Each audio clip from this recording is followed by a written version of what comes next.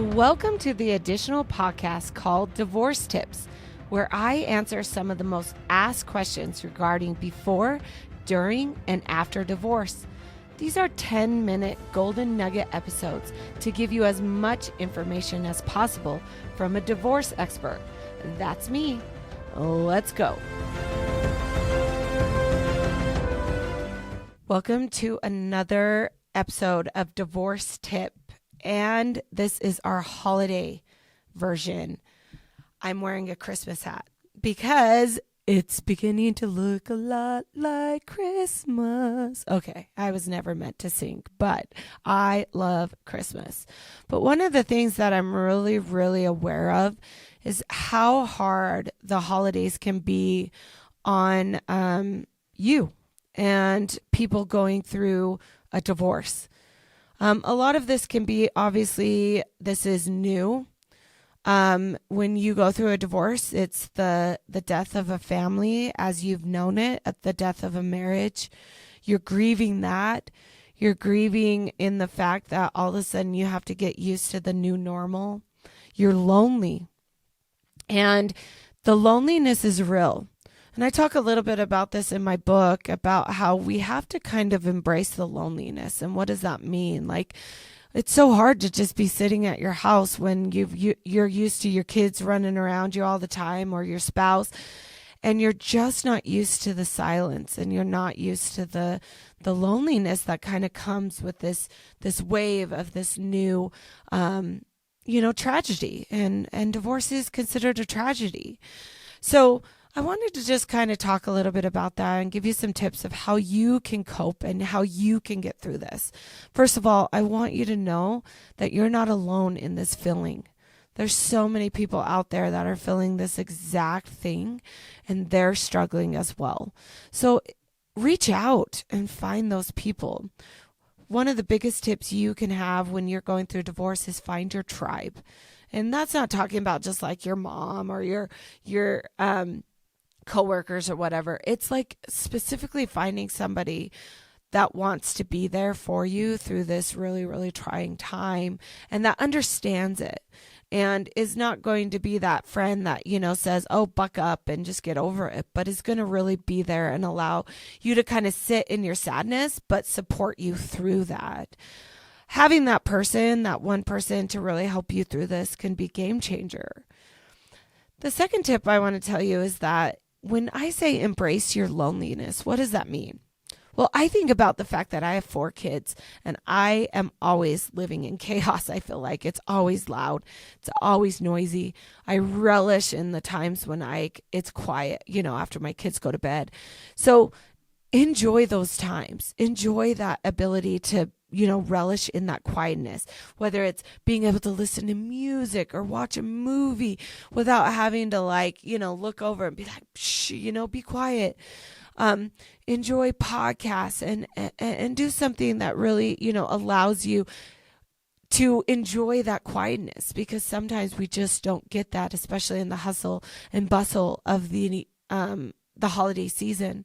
Also, it would give you the time to actually plan. How many of us in Christmas, it's like last minute planning. It's last minute. What do my kids need? What do my, friends need? What am I going to buy my, mom for Christmas?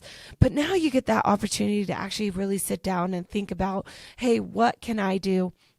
And what can I plan for this Christmas? And it doesn't need to necessarily be, because I know some of you might be going through a financial hardship through a divorce. So it doesn't even need to be like, I have this, ability to buy something for somebody, but actually really thinking about a creative way of showing these people that you really care about them and you really, want to show your love and your efforts. That's just as important. And you get the opportunity to do that. The other thing that you can really do with coping with some of this loneliness is go out and do the things that you absolutely love that sometimes maybe you just don't get to do, going to a bar with friends to get a drink, skiing, or going up to the mountains and enjoying the nature, shopping, yoga classes, Pilates, going to the gym and being able to do that because you don't have to worry so much about, how am I going to get a babysitter or where my kid's going to go? Stuff like that. The other thing is don't feel bad for doing that stuff. I think a lot of us, especially women, we start feeling guilty that, oh, I'm spending too much time on myself or I'm worrying too much about myself. Don't you worry about that. You go out and you do that for you. You do it because, first of all, you deserve it. You're worthy of it. But then because it makes you happy. And we all know through divorce, we're trying to find the epitome of what you are, what you deserve, what your worthiness is, so that you can find happiness again. And so this is the perfect time to be able to do what you need to do to find that for yourself.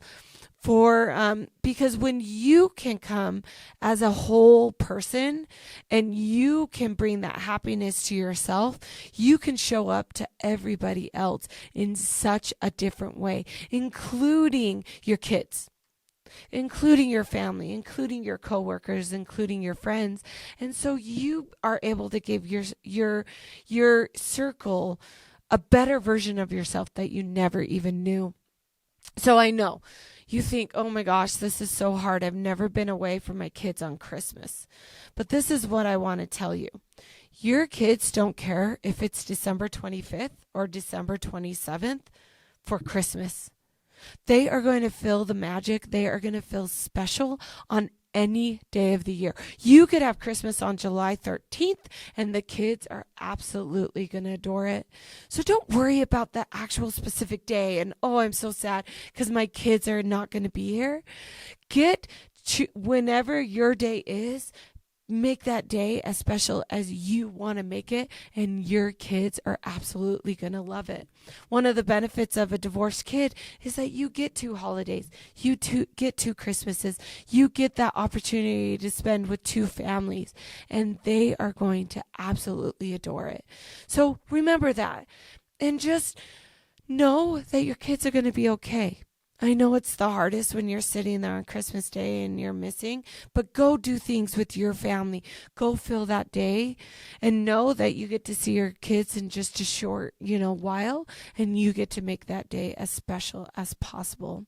So I know that if this is your first one, it's always going to seem hard and it's going to seem like, oh, I want to wallow in my sadness, but instead, let's make this holiday season the best ever by doing exactly what you should be doing, which is first focusing on yourself, making yourself feel joy, making yourself feel fulfilled so that you can be and show up as that present person that you deserve to be.